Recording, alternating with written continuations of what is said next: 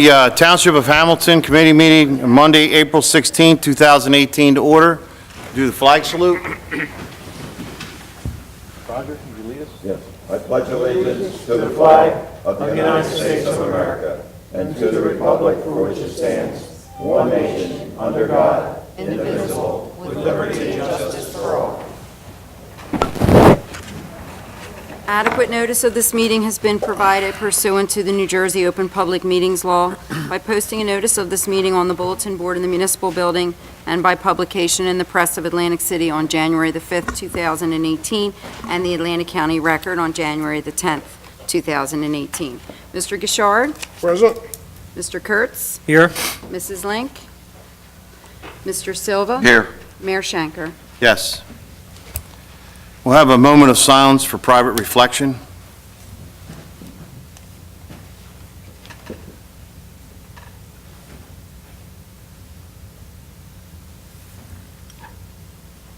Thank you. Like we have guest presentation, or is it just on here? Additions, deletions, and late agenda items to be considered for action tonight. So moved. Addition 7K, grant request for the MLA to use Township Field maintainer for the use in Underhill Park. Deletions will be 3A, 1 and 2, 2017 audit report, and resolutions. So moved. We have a motion, second. All those in favor signify by saying aye. Aye. All those opposed? The ayes have it. Early public comment on agenda items excluding items listed for public hearings. Yes, Mayor. Anne Marie Leone, 7B and C. Good evening. Good evening. I live across the street from the Fernmore project. Mhm. I've had extensive talks with the engineer, Mr. Dixon. I am still having issues with their lovely basin. I know that he wants Phase 1 denied, and I hope that stays denied, that their security bonds do not go back. But, you know, they're building houses, they're taking their sweet time. But to give you an idea of what I live with every day with that basin and what goes on over there is that basin's been filled consistently, meaning it doesn't dry for more than 3 days. How about 2 months? It filled February 10th, it didn't empty out until April 14th. Then we got the rain last night and it's refilled. All right, I live with this. I know Kevin says he's on top of this because it's supposed to drain in 3 days, but I've never made a public appearance. You've never seen my face, but I want to put a face to the name and let you guys know that I'm living in hell. I can't sell my house. I can't do anything with this house. I can't even get it fixed. There was a lawsuit. It's done, but I can't even fix it because their fix has now created more water in my house. I used to have 4 inches of water. Now I have 11 inches of water in my basement. So this is getting worse, and I just want the township to know what's going on, and this is the first time I've actually been able to come to a meeting where I saw that they're on the agenda. But honestly, I don't think any of their funds should be, for any type of security, should be allowed to go back to them, because this is living like this for 13 years. This started in 2005, and I was there before their basin. It's sad. Okay, thank you. Thank you.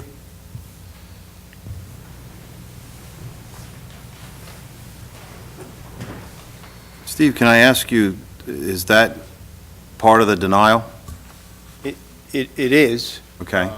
I know Kevin's been handling this, and he's pretty responsible engineer. I will reach out for Kevin tomorrow, and if I can get your name and phone number, you'll have 2 engineers working on it. Could you just give us an update on where we're at with this and I will. why we're at this point?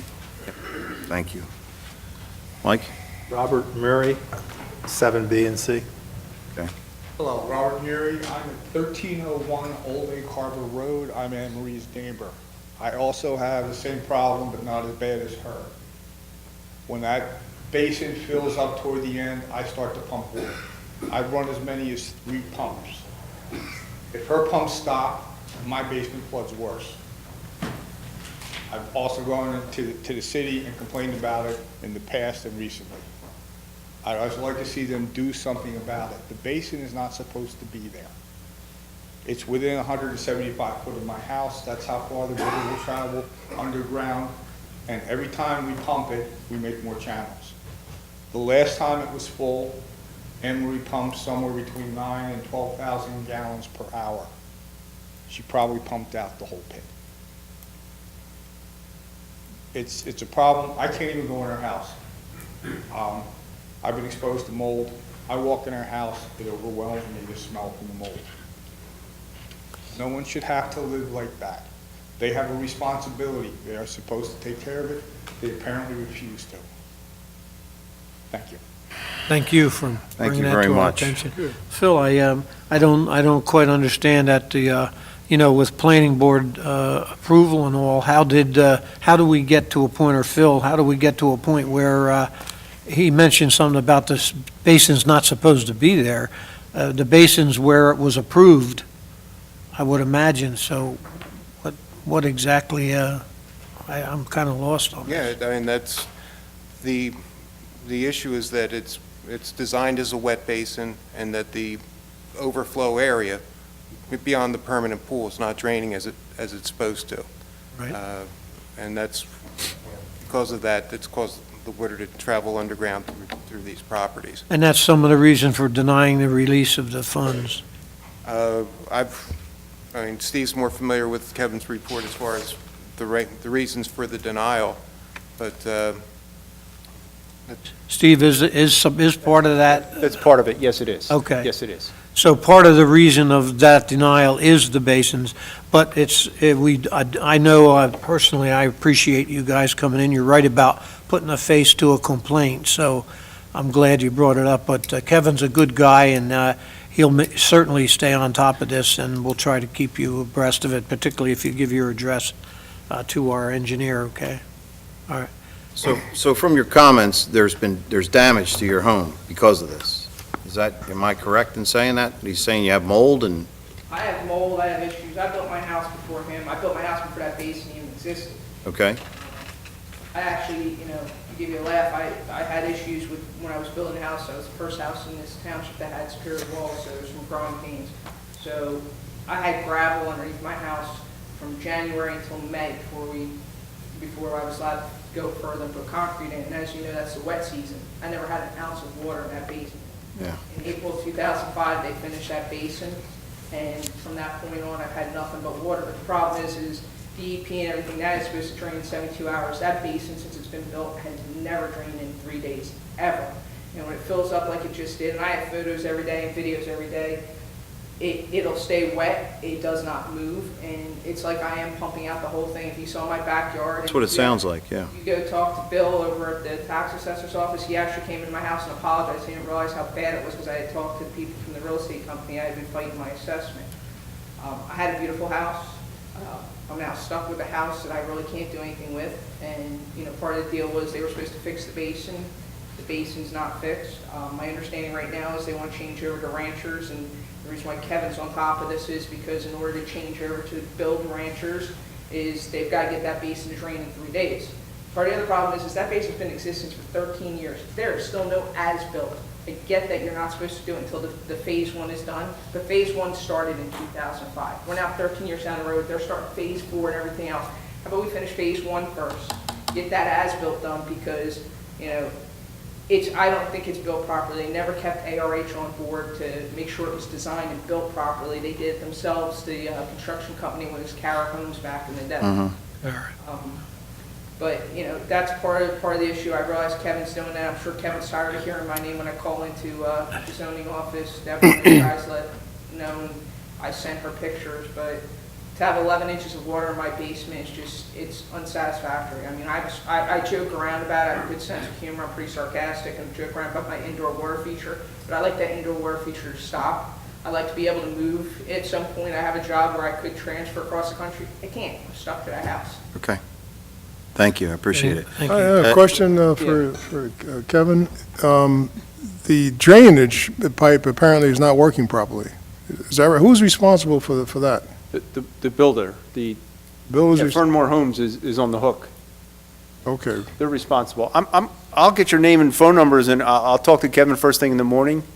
I go by there 3 or 4 times a week. I'm going to stop and maybe I can meet you. I'm going to get Kevin involved, and we'll sort this out. I appreciate it. I'm home. I'm waiting on back surgery, but I'm home for time being that I've been home. I have pictures basically every day from February 10th on until it just drained the 14th, and now we're back to filling it. Actually, I was referring to the overflow. When it overflows, it's supposed to drain into something else. Who's responsible for that part of it? Same thing. Same, It's part of firmware. In other words, there's Okay. a wet basin, and then there's, when the basin fills up and there's an area that it's supposed to take the additional water, but that has to infiltrate into the ground in less than 72 hours, and it's not doing that.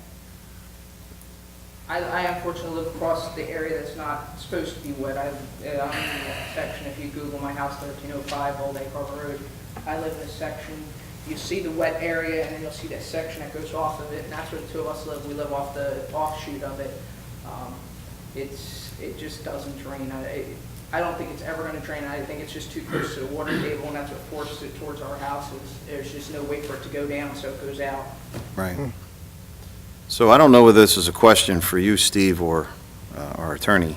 Can we hold them responsible for the damage that have been done to these homes and I have to somehow? look at all the paperwork and everything that's been, all the contracts and all of that, but I can get back to you on that. You could put a claim against the bond or something like that to make this quick and easy fix for them? They've been through enough? All right. Sorry about this. Yeah, thank you for coming in. Any other, Michael?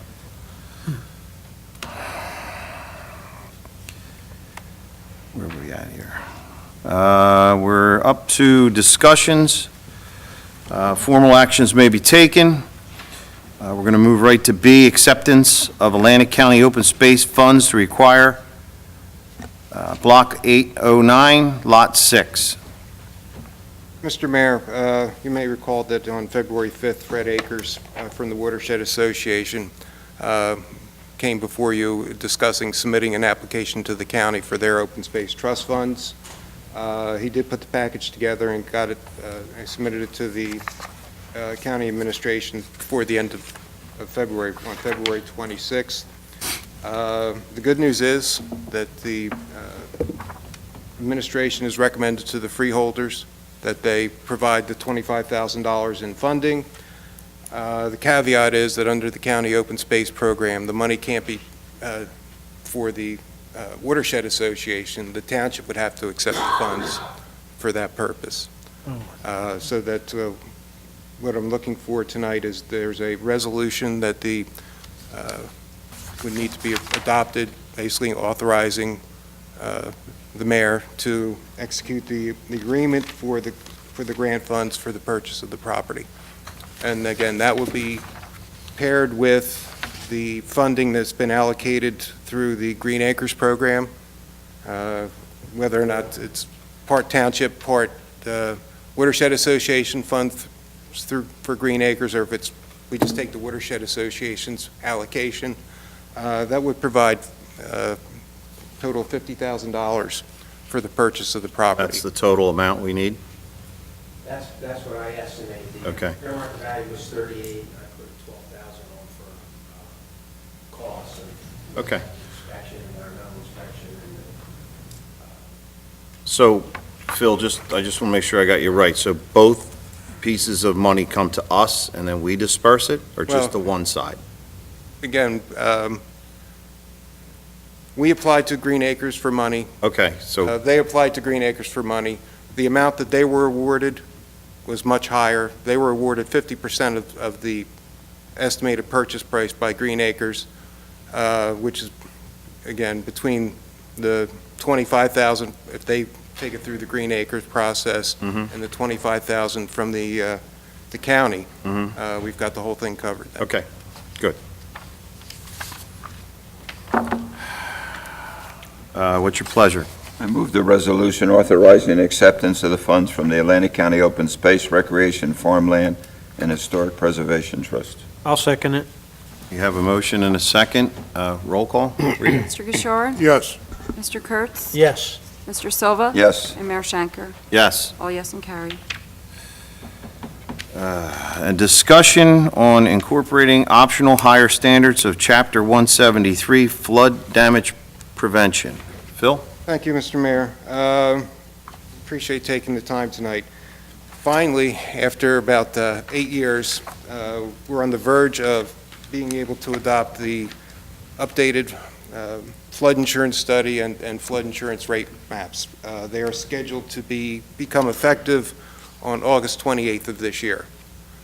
As part of the process, we have to update our ordinance, obviously, to incorporate the new studies and maps.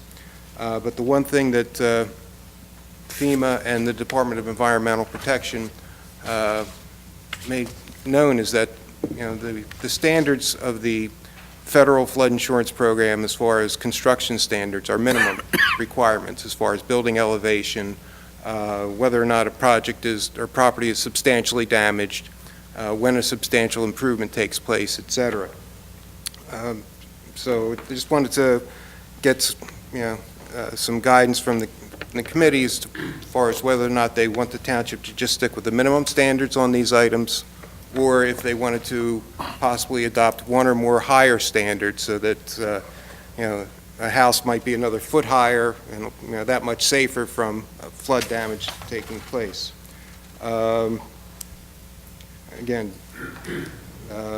give you an example of the allowances were allowed. Under the FEMA standard, the lowest floor of a structure only has to be built to the base flood elevation, or what's commonly known as the 100-year flood elevation. The New Jersey Construction Code requires that you have a 1 foot of freeboard above that elevation. And when we amended the ordinance in 2013, when we were working with the advisory flood elevations, we adopted the New Jersey standard. There are a couple areas here where, again, and you're just, get guidance from you. Do you want to go a little bit higher? Do you want to be a little bit more stringent? I can run through those real quickly. Just so you know that if you do adopt the higher standards, it's always a cost-benefit analysis. The higher standards slightly increase construction costs, but the long term, there's insurance savings that the property owner would realize. I think approximately, in looking at the latest rate tables, adding the first foot of elevation is about a 50% per 50% reduction in the rate per $100 of value. Going up the next foot is probably about 18 to 24 cents savings per 100. So it could be a substantial amount over time that will pay back over 3 or 4 years probably. As far as the standards I'm asking for clarification on is the definition of substantial damage, which FEMA defines as damage of any origin to a structure where the cost of restoring the structure to its condition before the damage would equal or exceed 50% of the market value. Again, the suggestions that we received from the state would be to adopt a lower damage threshold of possibly 40% of the pre-event value, or adopt a cumulative standard. So it would be damage of 25% twice within a defined period, and they suggest a 10-year period. So if you have which over that 10-year period brings you up to the full 50% of the standard value. Second would be the definition of substantial improvement, which is any reconstruction, rehabilitation, or improvement to a structure where the cost exceeds 50% of the pre-improvement value. It includes properties that have substantial damage, but it doesn't include correction of health and safety code violations that are the minimum required for safe living conditions, or alterations to historic structures to provided it doesn't affect their continued designation. So there are some carve-outs in that. Again, they're suggesting, we could lower the standard, or you could go with a cumulative standard of the value of improvements over a 10-year period, looking at that for the 50% cost. And then finally, when it comes to the specific standards for construction, in general, for new construction of any residential or substantial improvements or non-residential, The standard is for the lowest floor, which would include a basement or crawl space, along with utilities, to be elevated at least 1 foot above the flood elevation of record. And again, this could be increased to 2 feet or possibly 3 feet if you wanted to go with a higher standard. The flood maps that they were redone a couple years ago and presented at a meeting. Correct. They were before the HPC. And my understanding is there were some properties that were in the flood area that were now not in the flood area after the maps. And there were other ones that reversed that. They were in the flood area and they weren't in the flood area before. There are changes when it comes to the actual flood mapping. Some areas were taken out, some areas were taken in. Yeah. The information provided by FEMA on that is, if we just look at the area along the Great Egg Harbor River, which is what they considered part of the coastal area, right now there's approximately 190 structures that are in. By the time, some structures are taken out, some structures are put in, you're down to about 115.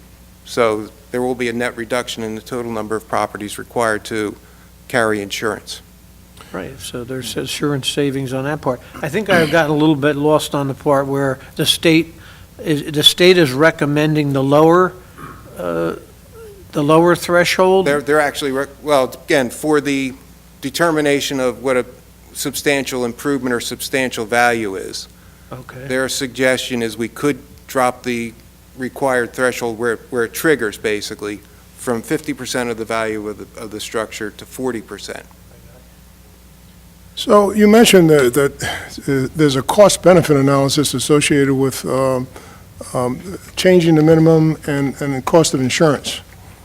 Is there any reason why that decision shouldn't be made by the homeowner? Unless it's obvious and a clear decision that it's better to raise the standard and therefore lower the insurance, it would seem to me that the home buyer is the one that ultimately has to make that decision, so maybe the lower standard would be the best way to go. It may be, but even the fact we're having this discussion tonight, it's going to be available for people to view, and we've got an audience here listening to this. That alone, just getting the discussion out there and getting this information out to folks is of value, and will help them make that decision. It would be, would you see any objection from, further discussion of Rodney's point of letting the homeowner decide when their construction, or if they wanted to take that measure now, right? Right. I mean, I've no problem with it. I guess as among the many hats as floodplain administrator, part of my job is to make sure, you're aware of this, and it's an option that the community could follow. I've seen coastal communities which have much greater areas of their community in the flood zone, where they've just basically gone with the minimum standards. But again, I think it's, part of my obligation is to bring this out, point this out, and if you guys are okay with it, we'll leave it at the minimums. I have some concerns with some of these items, particularly along the river, which again is considered part of the coastal system. We're beyond the area where FEMA has indicated that waves of 1.5 feet would probably occur, what they call the limit of moderate wave action.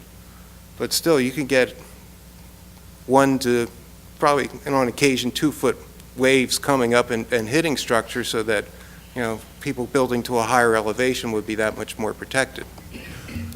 In actuality, though, we're talking about, in many cases, developers who would build these buildings, and they would build it to whatever we required, or whatever standard we required. So in many cases, homeowners really wouldn't get a chance to make that decision. Am I incorrect in that, or is that true?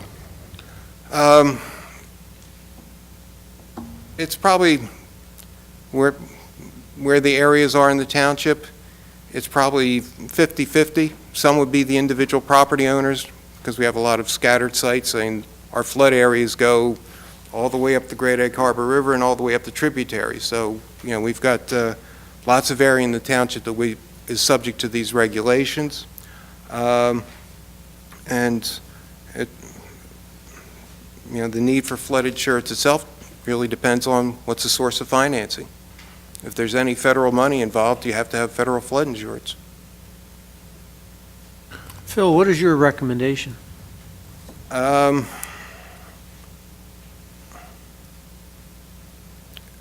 There are a couple items that I would suggest you consider. One is rather than changing the percentage of damage as far as the total 50%, that's fine.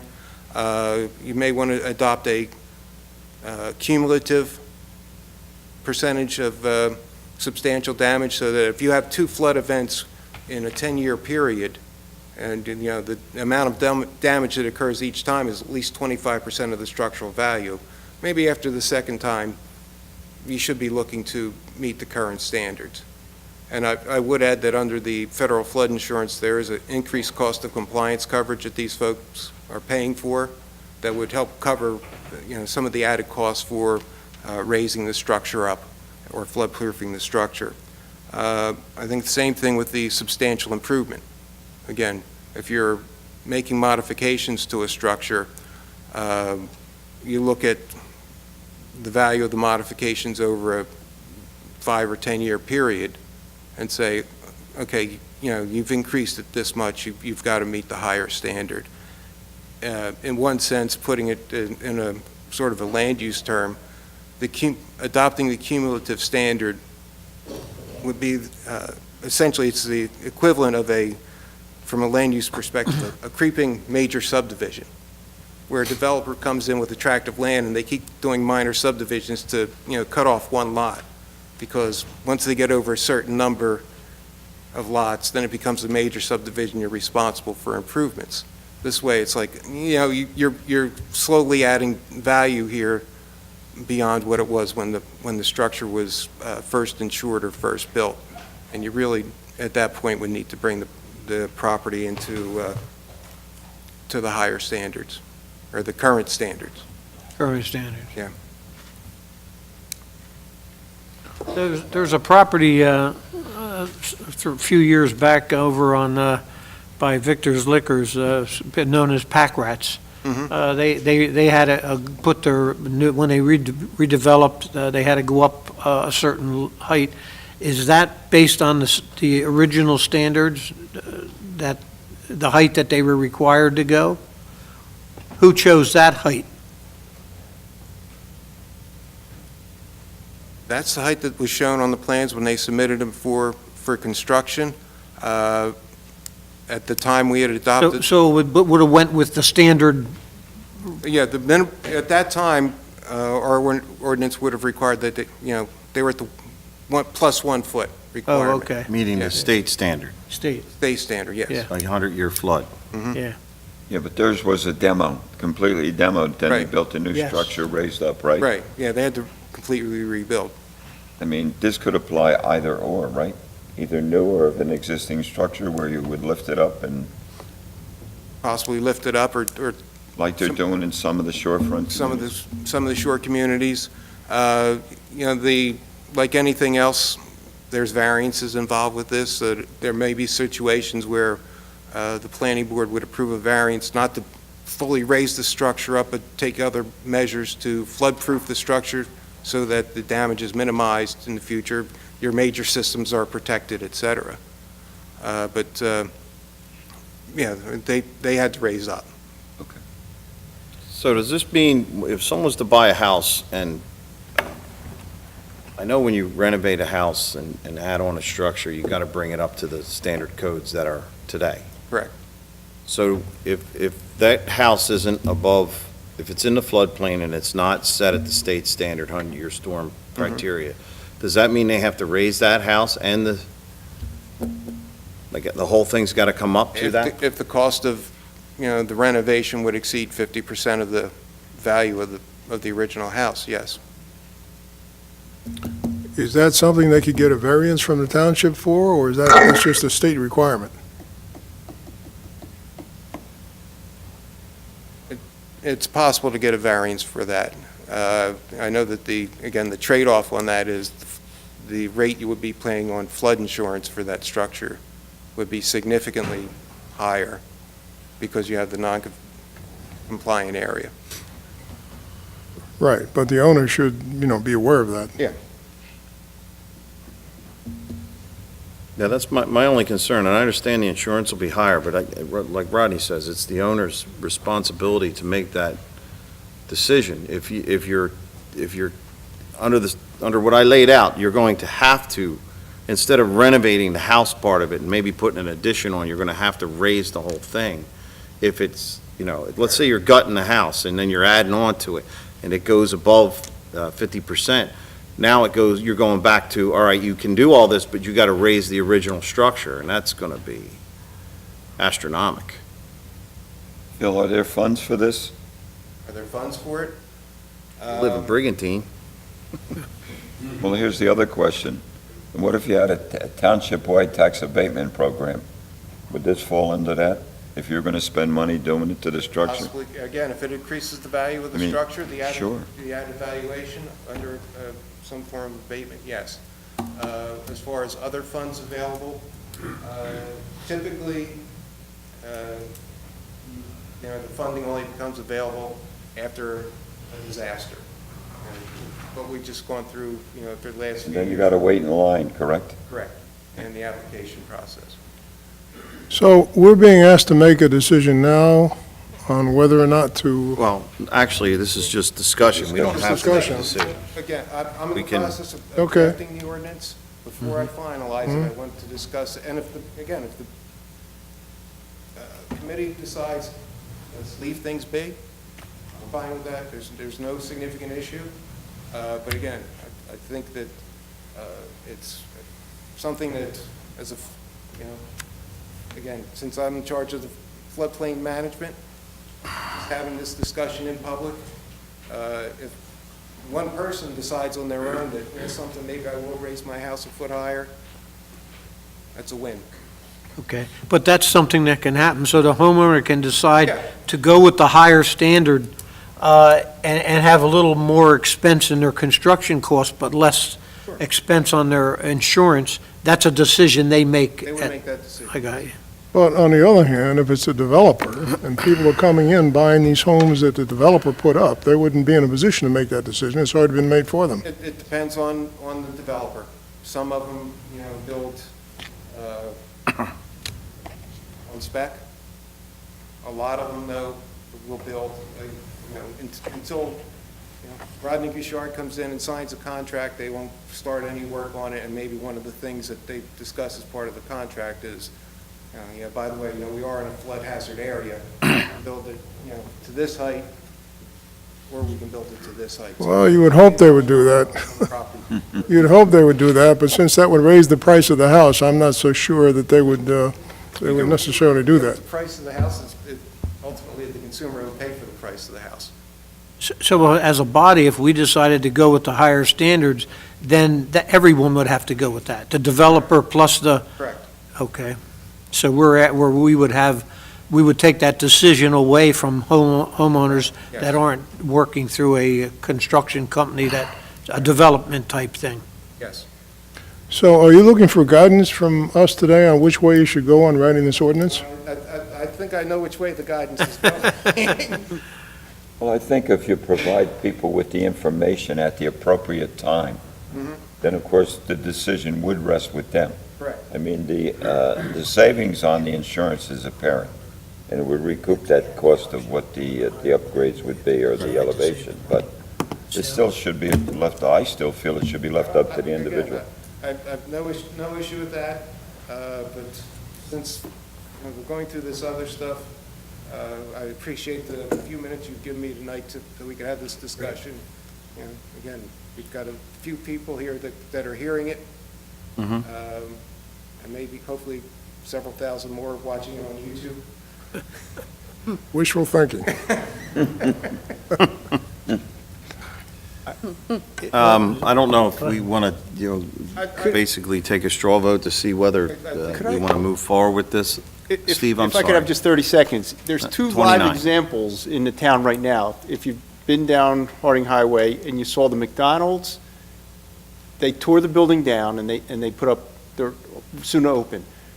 They chose, that building, while that original building was not in a floodplain, part of the site was. They chose to raise that building 2 feet above the flood elevation, and when I talked to the owners, they said, 1 foot's required by code, 2 feet gives them a greater savings on their flood insurance rate. So they made the personal decision that you're talking about. Right next door, Parmar is a liquor store under construction.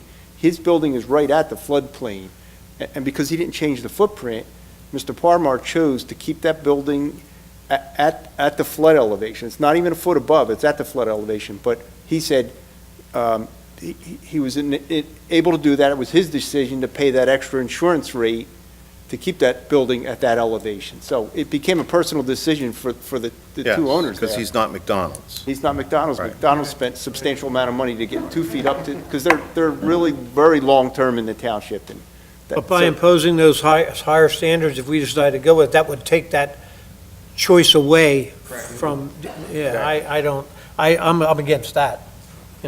That's my feeling. I have the sense of the committee. Okay. We don't have to do that. No need for a straw. Thank you, Phil.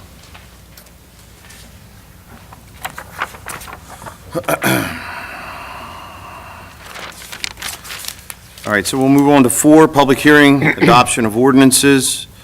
Ordinance 1876, 2018, bond ordinance appropriating $1 million and authorizing the issuance of $950,000 in bonds or notes of the Township of Hamilton for capital improvements or purposes authorized to be undertaken by the Township of Hamilton in the County of Atlantic, New Jersey.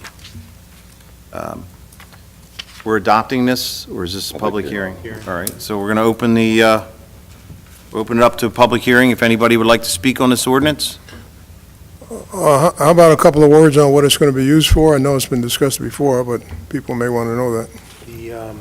This was part of the budget procedure. Yes. Right. Yes. Right. Just a reminder. The $1 million breaks down to be $500,000 for road paving and patching. The Lake Lenape Dam is $100,000, and then $400,000 for a new salt storage building. So that's the total of $1 million for those 3 projects. Anybody? Move to close the public portion. Second? Motion is second to close the public portion. All those in favor signify by saying aye. Aye. All those opposed? The ayes have it. I'll make a motion to move this ordinance. Second it.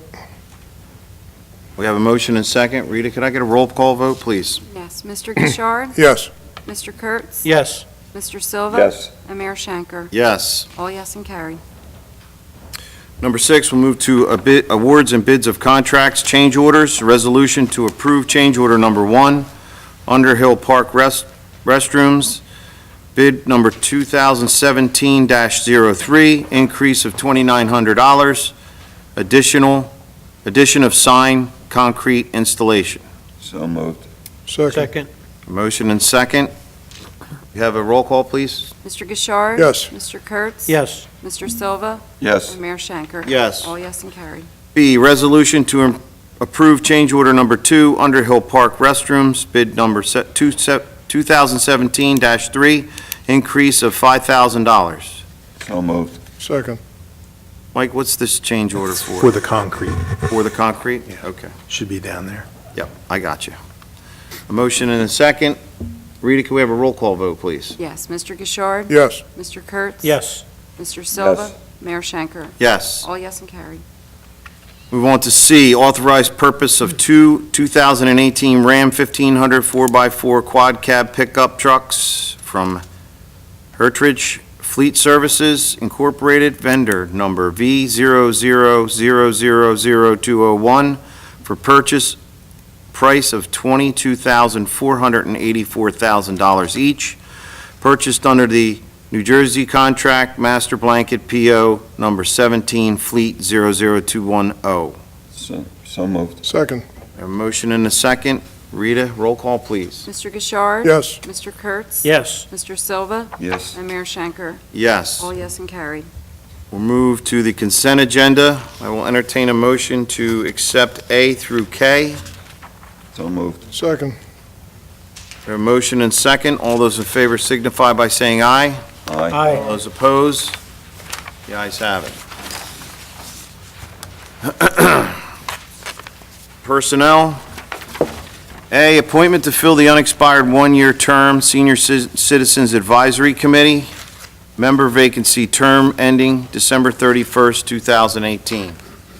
I'd like to recommend Nancy Collini for that position. She's been very, very much interested in that for, I guess, the last few months. She's wanted to attend the meetings, and I know she's very anxious to become part of the committee.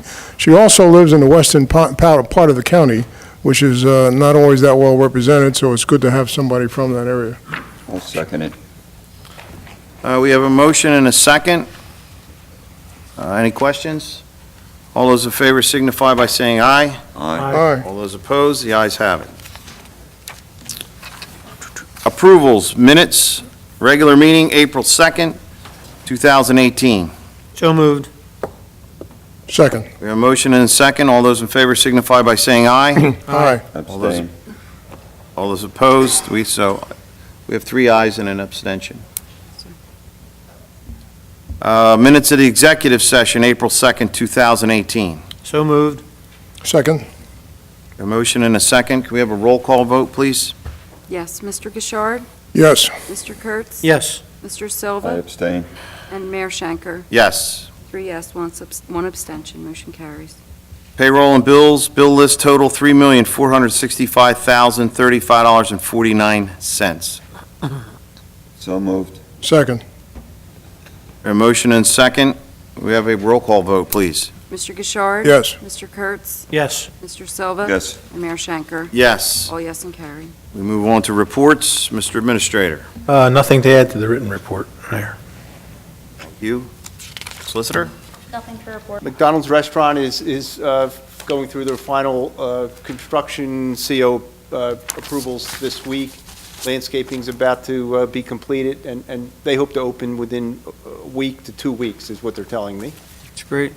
Buffalo Pike Associates, they received their zoning permit, construction plans are under review. This is for the 2 buildings out front that they still haven't told us everybody that's going to occupy the buildings, but we hope to see that go to construction pretty soon.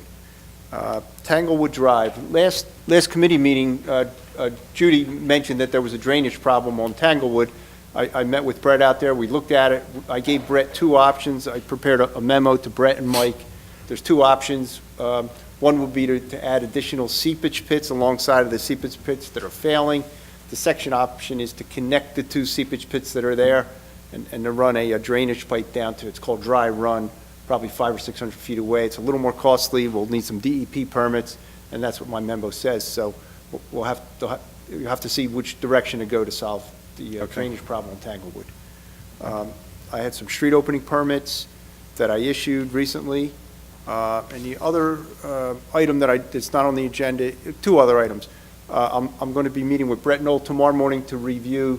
There's the stormwater permit, the township-wide stormwater permit is due on May 2nd, and Brett has asked me for some help with that, and we're going to work on that with Brett in the next 2 weeks to get that filed in time.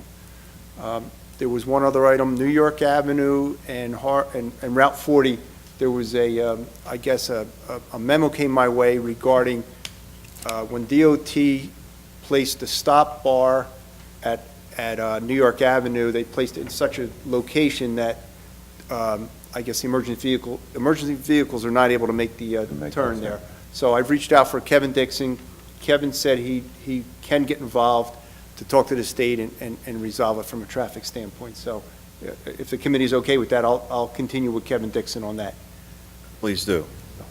I had a question. I just want more of an observation. When the planning board approved the project on New York Avenue there, that construction for those new units, there was quite a lot of discussion on the water that caused an issue at that intersection already before that project was even planned. And there was some detailed discussion on how to control that so that we didn't have a continued problem with that, with this new construction.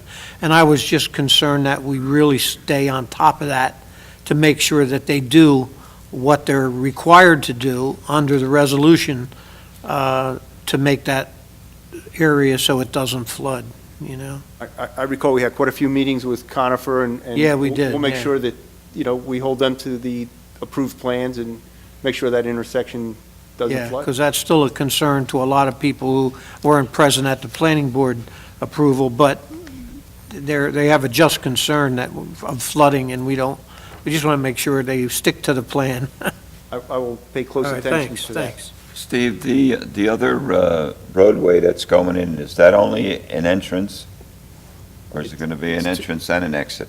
It's two-way, entrance and It'd be a exit. problem if they want to make a left-hand turn. Yes. No, I think that's restricted, I think, going out there, I don't think Oh, it's restricted in one, yes. Yeah. It is You're restricted. correct, it is. But there is a deceleration lane Yes. to make the turn in, so they don't have to hold traffic up. Yeah, that's Yes. good. Is that it, Steve? Yes, it is. Thank All you. right, thank you. Thank you. Roger? Yeah, ladies and gentlemen, excuse my voice, I just got it back after losing it for 2 days. I don't know what caused it, but it's unfortunate that you're suffering the problems with the water. And at this time of the year, with all the precipitation we had, it's probably just exacerbated. There's probably nothing more horrible than to have to deal with water and water damage in your home. And I know I went through it in another home that I had in the township, and I always had those pumps running constantly.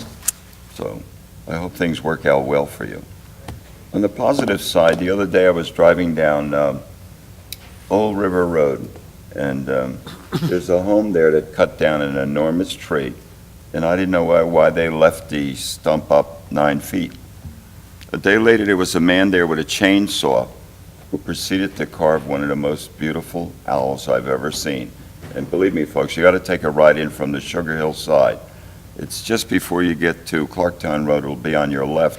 It's a perched owl, sits up about 8 feet. The owl has to be at least 2.5, 3 feet tall. I had to get out of my car just to admire that thing. And every cut into this owl is precision. I didn't get the man's name who carved it, but he was from Colorado, and I understand he's commissioned to do a lot of these things.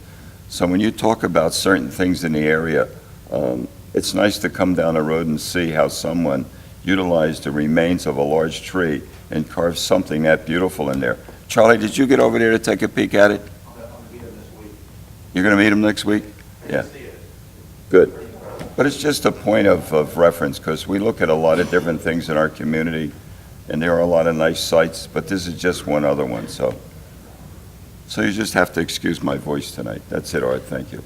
I see a question, Roger. Who pays for this? He did.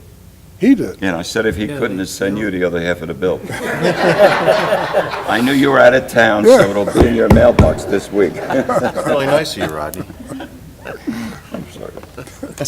Rodney? Yeah, you're right. I was out of town, Timing's everything. but I did my kids, son-in-law and daughter, had us go down with a timeshare that they have in Orlando, Florida. And I'll tell you, it's nice to visit every now and then, get reacquainted with what's going on out there. I don't know how many of you have been down to Orlando, but it's just unbelievable. The number of people down there and the amount of money that's there is just incredible. I don't know whether there's any place else in the world, it would seem, like that. Unfortunately, the theme parks cost a fortune. They're well over $100 per day for everyone over 2 years old. And, a family that goes down there, it's you have to save for that, for a period of time to go there. But it was a very nice experience. The planning board approved the electronic sign that the VFW is having put up on Route 50, so we look forward to seeing that. That would certainly clean up the way it looks now with the multiple signs there. I just want to remind you, since we won't be meeting again, that the Green Team is having the Green Day. I'm not sure we're calling it that, but it's at the Oakcrest School on the 5th. And that's where there'll be shredding of material, and they accept electronics and all kinds of stuff. There'll be some free trees, there'll be literature handed out, there will be vendors there. So try to keep that in mind, and hope to see you there. What time does that start, Roger? That's 10 o'clock, 10 to 2. The May 5th. 5th. Speaking of that, my youngest son now is 33 years old, and I can remember getting a seedling at one of the Green Days years ago, and it's planted in my backyard. That evergreen is now 14 foot tall, and if you take care of them and plant them right, they will last you a lifetime. Oh, just one other thing, if I may.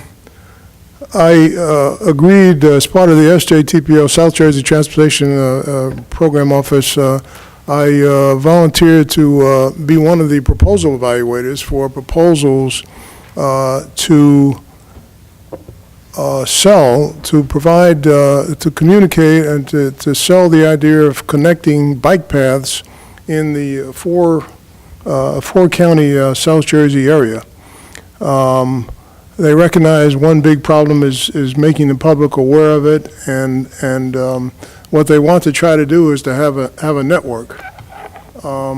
So it was very interesting, some of the ideas they came up for advertising this and for getting the public aware of it. So we'll be hearing more about it, and hopefully we'll be able to take advantage of it, because there is money that will be provided for this. Thank you. Okay, John? I just wanted to touch on a few things. Some of it's been mentioned here tonight, but we've had some things starting to move in the township a little bit. We're very excited about the Benderson project, which is going to have 2 parcels there. We're still, like our engineer told us, is waiting to hear from him as a little more as to what it might be. But that's good news. The Outback Steakhouse, that's coming up here to the Pike.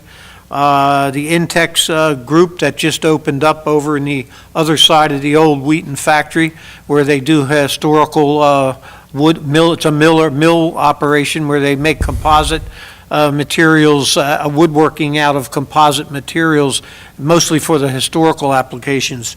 But that's quite a project. Some of us had the opportunity to tour that. The gentleman's put a lot of money into it, and we're excited that he's brought people and jobs into our township and fixed a building up that was an eyesore. Also, the possibility, we do have a possibility, we're working on it now, of trying to get the principals together in the Wheaton's, the old Wheaton's factory where the fire was too. So as that unfolds, we'll try to keep the public informed. But we're certainly hoping that something will happen in that end, and that would be like the second piece of the puzzle at the end of that end of town. That would be a great plus to see our Main Street anchored by 2 new developments of some sort with Intex and then the factory if everything works out. But we'll keep everybody informed on that. Other than that, the businesses are happy that our Main Street got repaved, thanks to a letter that went out to our new senator. And we stayed on top of that and made it happen. They were, keep in mind, the state only wanted to tear the Main Street up, but they only wanted to patch the holes where they put the pipe in, and it had just been repaved. So we stayed on top of it, did the work, got hold of the state, and made them come back and redo that street from curb to curb the way it was before they tore it up. You just have to stay on top of them things to make it work. Other than that, I think that's it, but thank you, Mayor. Thanks, John. I just want to thank Steve Philippone for the job he did with the Underhill Park bathrooms. He kept on them, kept pushing it. There was some little glitches here and there, and you know, we pushed through it, and the other day when we did the ribbon cutting, it was the first day of baseball season, so it was pretty nice, and it was used immediately. That was the nice part. No. That's all I have. I want to open it up to public comment.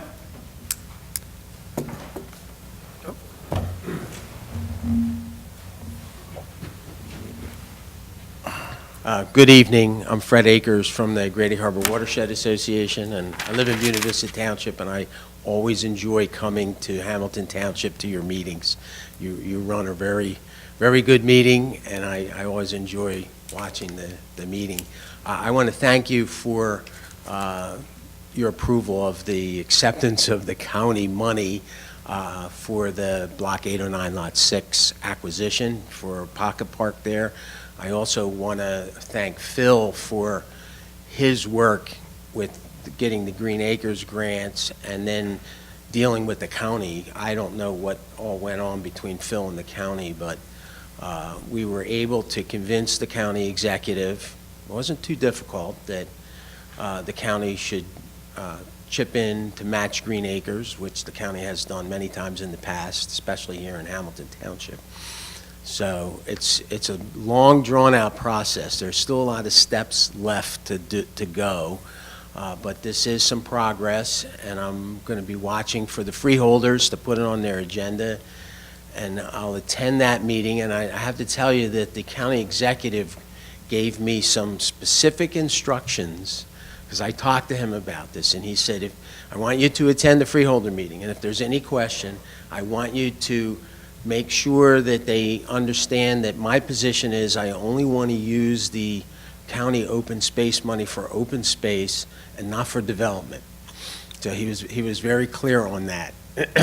So we have a few other things to do. Once the county is locked in, then we have to get an environmental survey of the site, which is a Green Acres requirement. So I'll be hiring a consultant to go out and make sure there's no buried fuel tanks, or I don't know of anything myself, but that's part of the process.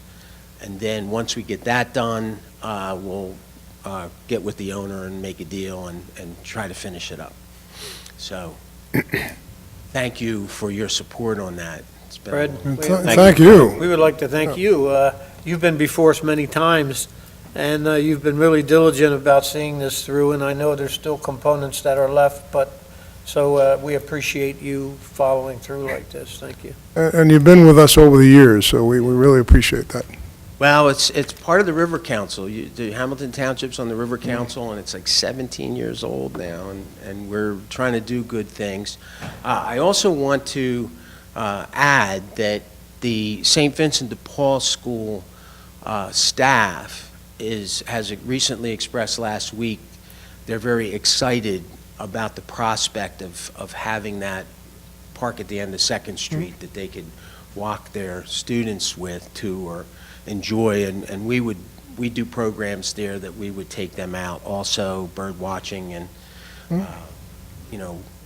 river ecology and things like that. Also, Sue Marks is here tonight. She is a Hamilton Township resident. She's also taking the Rutgers Environmental Steward class, and asked me if we would have a project that we could sponsor her to do as part of that environmental steward class. She has to do a service project.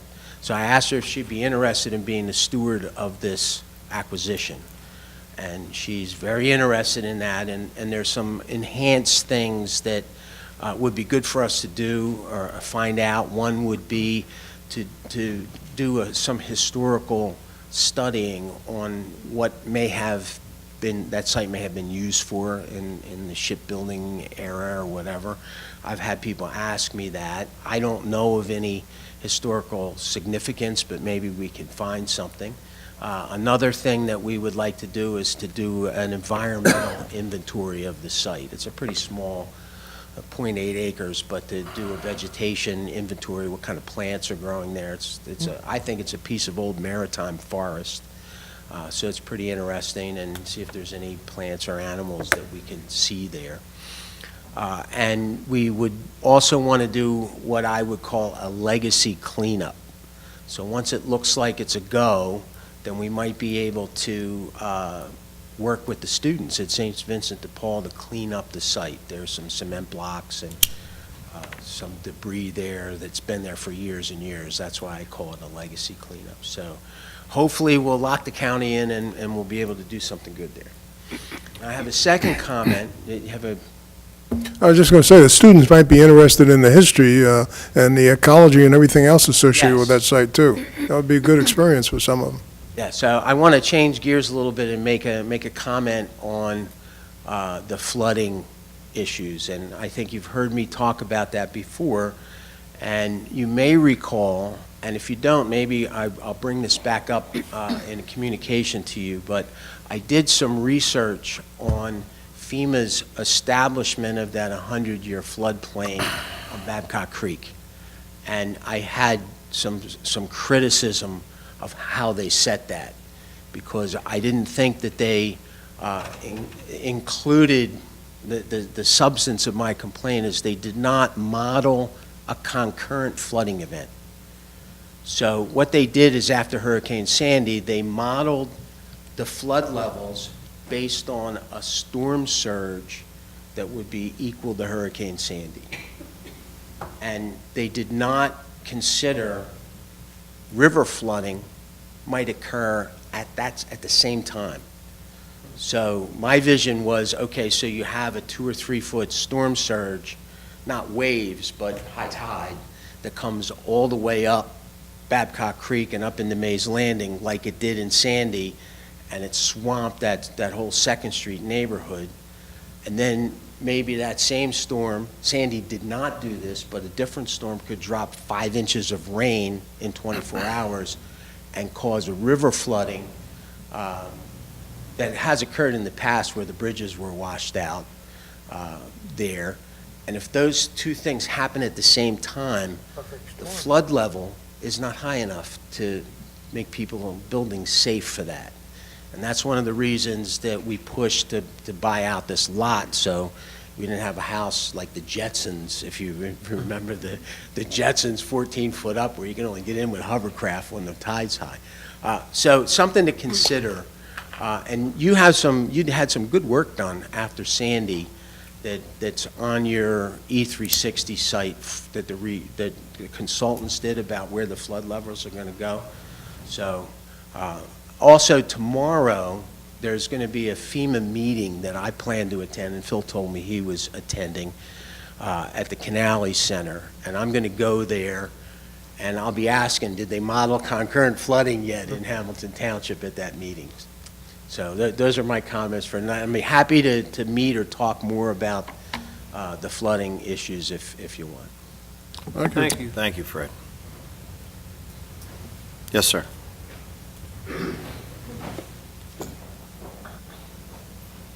And you'll have to excuse my voice. I'm in the same situation with allergies. My name is David Blood. I live at 154 Marucci Place in Tavistock, and I like to talk about streets. But you'll be relieved to know it's not the Tavistock streets. I have a question which kind of triggered because of your discussion of the New York Road or New York Avenue and Route 40 intersection, which I can understand where vehicles cannot make that turn into it. There's another spot here in the township, right here in Mays Landing, that I think should be looked at, and it's at River Road, which I think is County Route 617 and Route 40 and 50, right by the marina. People pull up, the stop line is right at Route 50. People pull up right to that line, almost to the center line. And vehicles, large vehicles coming the other way, making the right-hand turn onto River Road, can't make it, or they barely make it. When I am close to the front, I stay way over to the side. My recommendation is that whatever committee or whatever township, this would be obviously between the state and the county, but it would have to start here in Hamilton Township, I believe, should look at setting back that stop point sufficient so that a tractor trailer, a school bus, an emergency vehicle can safely make that right-hand turn onto River Road without an accident occurring or without sideswiping a car waiting. And one thing that triggers this is the other day I was coming back from the western part, and I had to wait and wait and wait as a tractor trailer got jammed up there, could not make the turn until enough people had moved around to alleviate the space. Because having driven large trucks, I know how much space it takes to make that type of turn. So what I suggest is that whomever is the appropriate person here in the township begin to address this situation with the county and the state. That's it. And it's the stop sign specifically? Well, actually, it's the mark on the highway should be set Right. back from where it is now, which Right. probably means realigning the camera that senses when vehicles are waiting, which may include trimming some trees. But I think it's a safety point that would be helpful just for traffic flow here in Mays Landing. Because a lot of large vehicles use that turn rather than coming all the way into Mays Landing and making the right by your shop. Could we look into that, like Phil? I know the intersection, I travel there, at least twice every day. It's on the way to Johnny's. I know. I would like to get Kevin Dixon involved to take a quick look at that to see if there's a solution. Moving that stop bar would help. It's a very narrow throat at that intersection, and I know the state spends money on that intersection and putting the concrete right back where it's already been broken up by the tractor trailers. But Right. I would like to talk to Kevin Dixon as our traffic consultant for the township and get him to look at it, see if there's someone to contact with the state, see if something can be done. But what often happens is the guy who designs it doesn't use it. So maybe if we did that, but that's just an observation I've been thinking about, and the discussion about New York Avenue kind of triggered the memory, brought back a few of the old gray matter cells, and that's where we are. So Thank you. that side of the road is the county part. County. Yeah, so, I mean, I think that's where Thank we'll you. start. All right, thank you. Anyone else?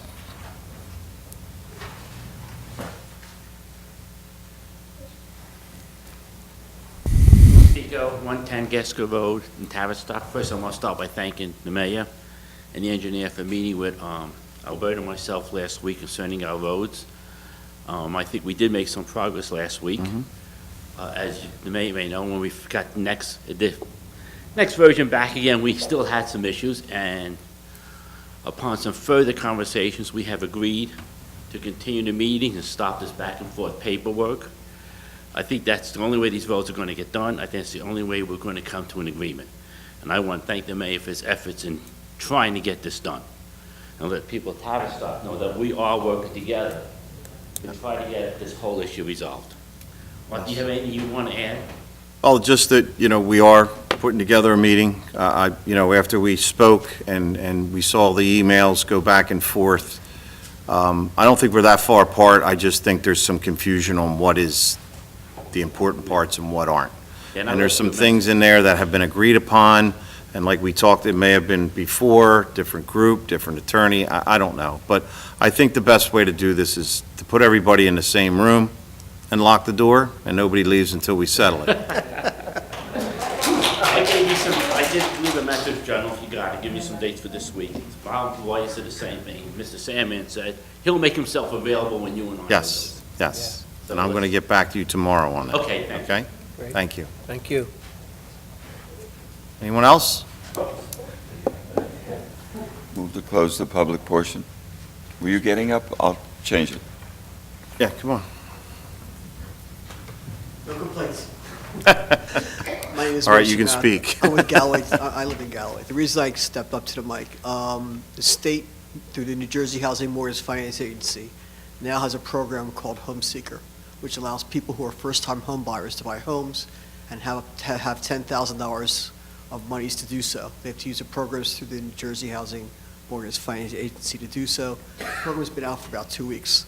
The way it works is they will ask for tax returns for 3 years to make sure you haven't owned in the last 3 years. The properties in the past have to, I don't know about now, but in the past have to be existing properties, not new construction. And the reason, and you have to have a real estate contract, executed contract for sale, and a pre-qualification. And the reason for that is because once you're approved, that money is now set aside. And they have to make sure that the people who are being approved are going to go ahead and go to closing. Of course, things can happen. If anybody wants to call our nonprofit, which is Home Initiative, to get more information, it's 609-748, oh crap, 3600. Look at the card, now all of a sudden I just forgot the number. I wish you could say it's nerves, but it's not.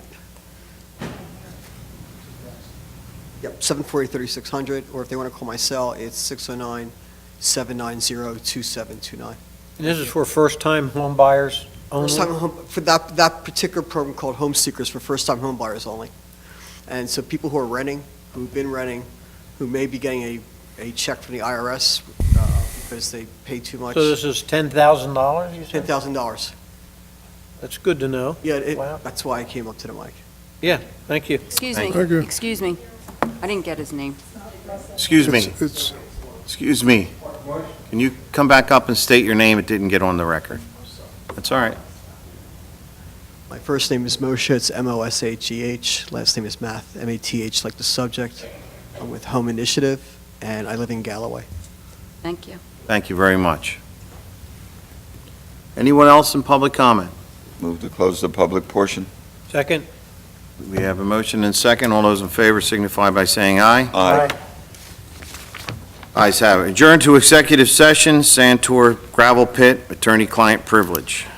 Be it resolved by the Township Committee of the Township of Hamilton that this meeting be adjourned to an executive session to discuss the following matters, which are exempt from public discussion pursuant to the New Jersey Open Public Meetings Law. Santor gravel pit, attorney-client privilege. Be it further resolved that the governing body may reconvene in public session and confirm the results of the executive session if there is a majority consensus for action to be taken on the matter tonight. Be it further resolved that the results of said executive session shall be made known as soon as the basis for confidentiality is no longer confidential. Motion? I need a motion and a second I need a motion and a second. to go into executive. Second. Thank you. All those in favor signify by saying aye. Ayes have it. Thank you. Make a Motion, motion to adjourn from executive session. second. motion and second. Any questions? All those in favor signify by saying aye. Aye. All those opposed? We're adjourned.